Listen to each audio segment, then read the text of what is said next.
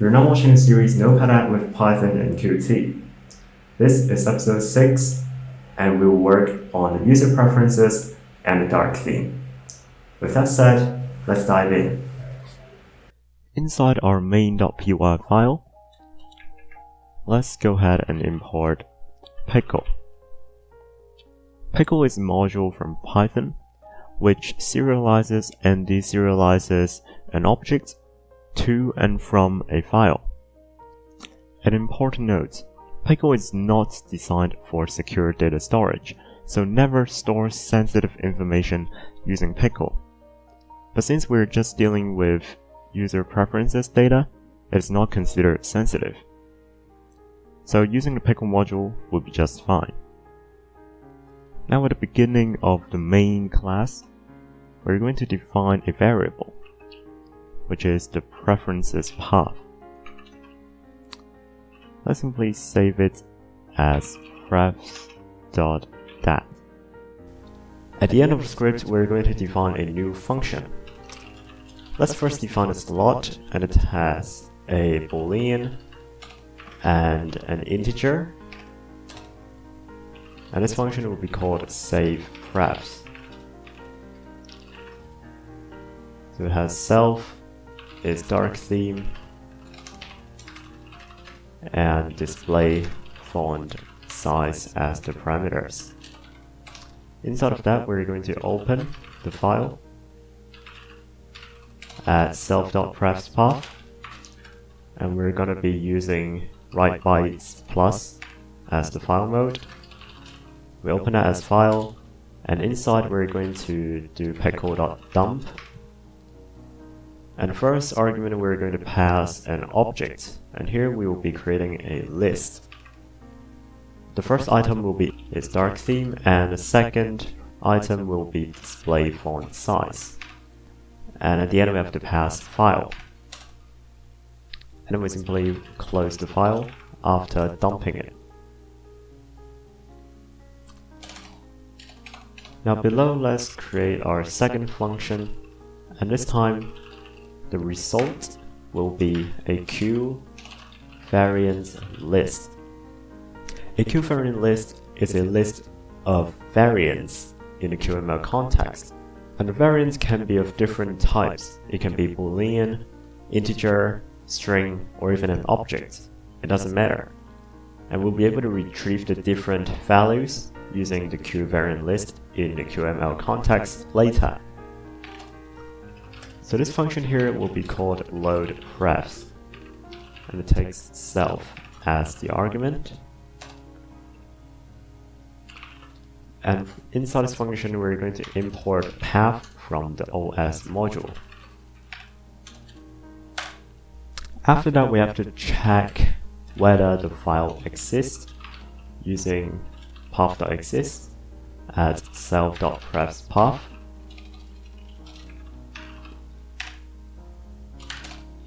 If our preferences file exists, we're going to open it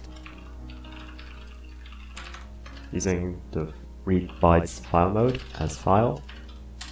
And here we have to return pickle.load file. Otherwise, if the preferences file does not exist, we will simply call the self.savePrefs to create a new preferences file. And for the default value of its dark theme will be false. The default font size will be 12. And don't forget to return the same value as well. And then we've completed the Python functions for loading and saving the preferences file. Now with the Python methods ready, let's go to the main.qml context and define a new property, which is a variant called prefsDialog. This property stores the reference to the preferences dialog window, and it is similar to the unsaved dialog. Below the checkSave method, I'm going to define a new function called triggerPrefs. And within the function, we first check if pref dialog is null. That means there is no preferences dialog opened. Then we first define a components variable that is qt.createComponents. And for this one, I'll be creating a prefs.qml.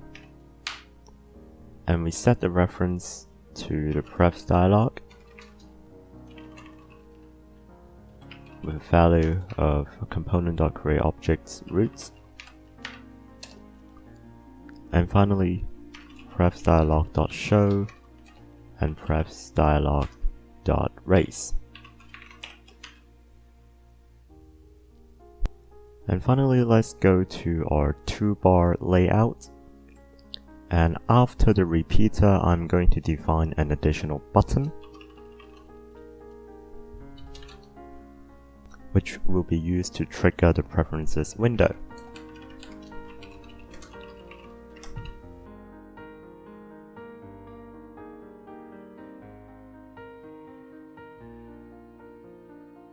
And for the onClicked, it should trigger the trigger prefs function. In our roots context, below the prefs dialog property, we're going to define two other variants properties. The first one is dark theme, and it has a default value of false. And the other one is also a variant called display font size, and it has a default value of 12. And these two will be used to determine the UI settings. Now we can go ahead and create a new file and name it prefs.qml. This will be the preferences window which the user can adjust the settings.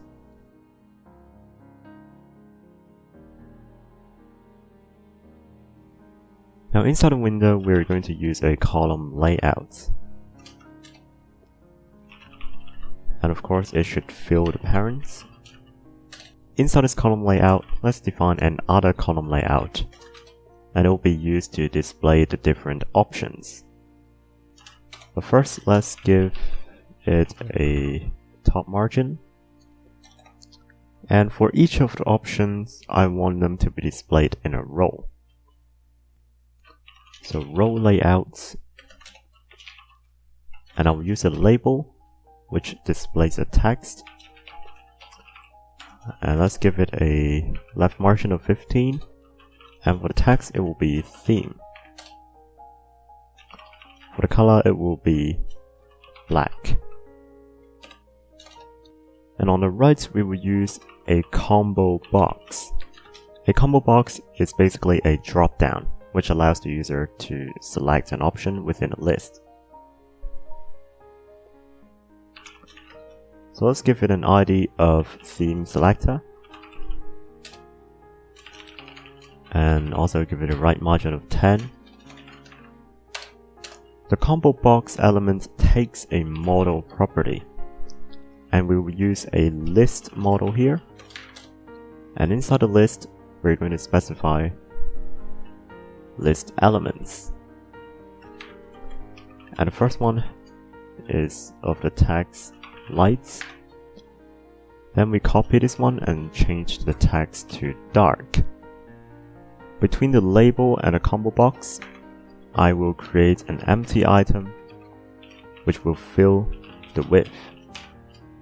So it separates the label and the combo box. And now let's fold this row layout and copy it. And we will use this one for the display font size. So for the text here, instead of theme, it will be display font size. And inside the combo box, let's also alter the options in the combo box list. So for the first one, I'll set it to small, and then medium, and large, and giant. So there we have a column layout with two row layouts, and each row layout represents one option. So below the options, let's define a row layout. So this row layout will be used to store the save and the cancel buttons. Let's first give this layout some margins. And again, I will be adding an empty item here, which fills the width. So it forces the two buttons to align to the right of the window.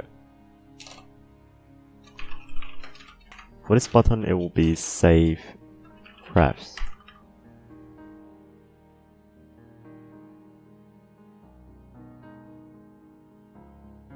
Let's duplicate this button and use it as the cancel button.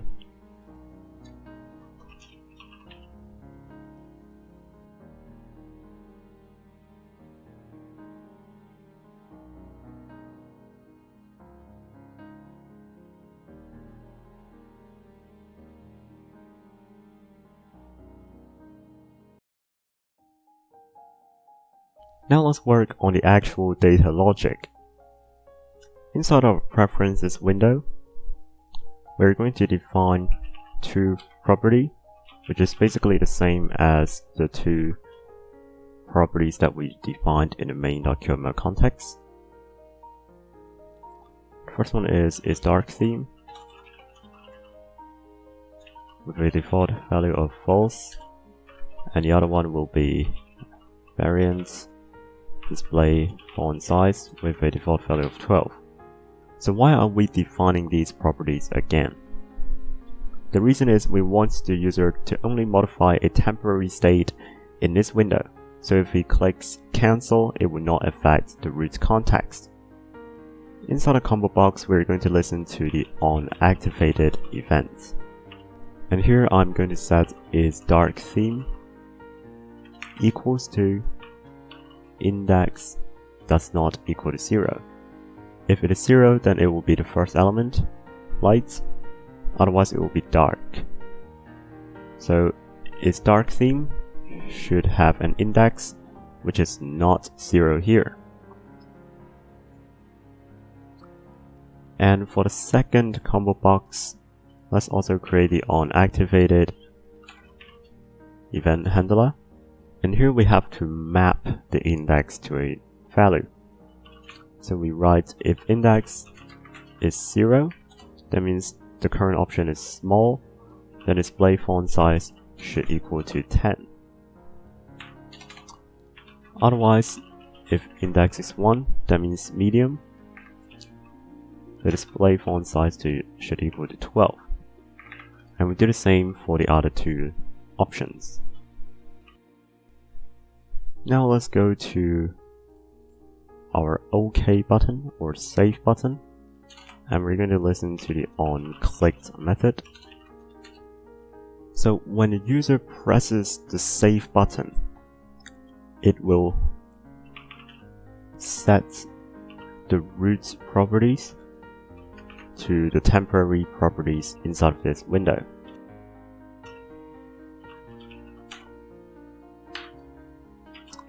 And we do the same for display font size. And after setting it, we have to save the preferences. So we call the save prefs function from the manager class, and we pass roots.isDarkTheme and roots.displayFontSize as the arguments. And finally, we're going to close this window. And for the cancel button, it is much simpler. We do nothing except closing this window. And finally, we have to go to the onCompleted method. And inside we have to initialize the value for the different options based on the current preferences. So isDarkTheme should equal to roots.isDarkTheme. And we do the same for display font size. So it stores the actual value as in temporary state, which can be modified by the user. And then we have to set, so if dark theme is true, the current index of the theme selector combo box should be 1. Otherwise, it will be 0. And we do the same for the display font size. And yes, I forgot to change the ID for the second combo box. Let's change it to default font size selector. Save the script. And there is one final step we have to do, which is inside the main document context, we have to add a listener which listens to the components.onCompleted. So this method here will be triggered when the root application has been initialized, and we want to load the user preferences when the app starts.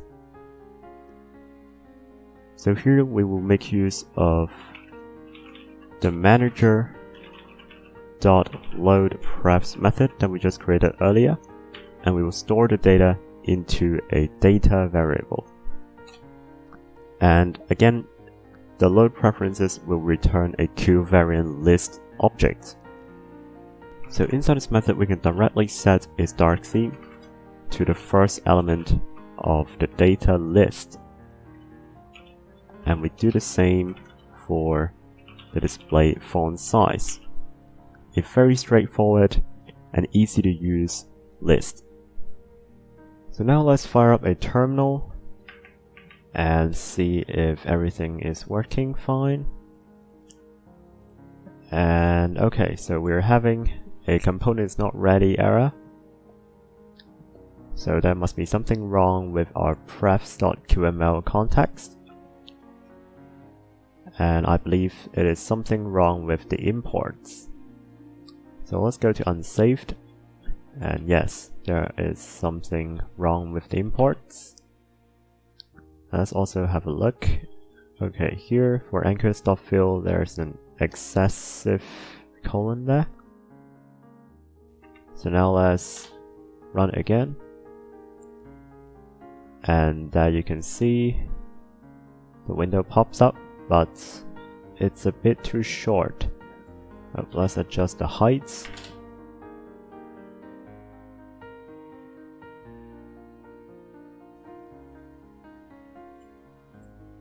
And there, it is looking much better.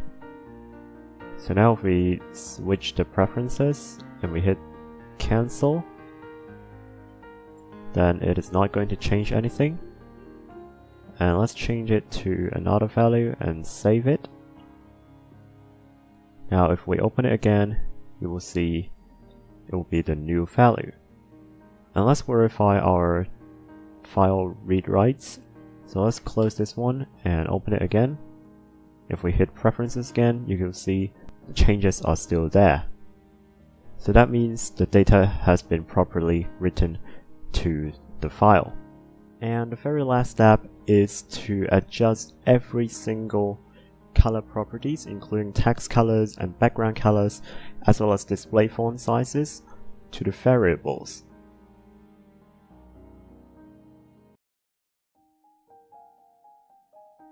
And with everything properly configured, let's look at our app right now. So we've got the preferences window here, and currently this is the light theme. If we set it to dark theme, you'll see the background is darker right now, and the texts are all white. If we hit preferences and adjust the font size, let's set it to giant, you will see in the text area the text is much bigger. And the theme is also applied to the unsaved warning dialog. And let's close the app and launch it again. The user preferences is persisted. Let's try to delete the preferences data file and run it again. And since the system failed to retrieve the user preferences, it will directly generate a new one using the default values. So there we have completed all of the features of this Notepad app, including the dark theme and user preferences. In the next episode, we will go ahead and export this app into an executable file. I'm Yellow Flicker and I will see you in the next episode. Stay tuned.